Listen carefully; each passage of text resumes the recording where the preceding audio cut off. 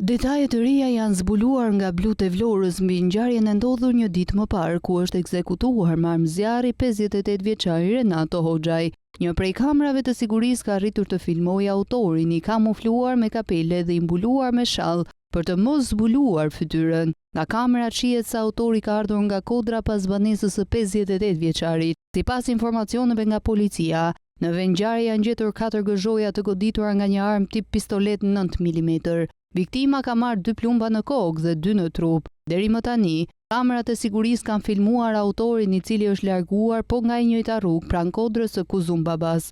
Grupi hetimor po mbledh kamerat e sigurisë edhe në zonën përreth me qëllim për të mbledhur të dhëna që mund të çojnë në identifikimin e autorit. Policia deri më tani në lidhje me këtë ngjarje ka shoqëruar 5 persona, por dëshmitë e tyre nuk kanë dhënë deri më tani detaje që mund të ndihmojnë grupin hetimor për vrasjen e 58 vjeçarit. Bashkëjetuesja e viktimës është shprehur para grupit hetimor dhe ka deklaruar se nuk di që 58 vjeçari të ketë patur ndonjë konflikt të mbartur.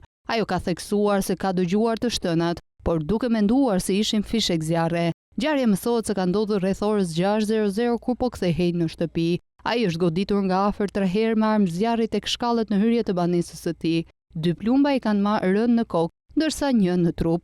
Hetuesit janë duke shqyrtuar me kujdes pamjet e kamerave të sigurisë për të kuptuar më shumë detaje rreth autorit të kësaj ngjarje. Policia është në kërkim të provave të tjera që mund të çojnë në zbardhjen e plotë të ngjarjes dhe identifikimin e autorit të vrasjes së Renato Hoxhaj.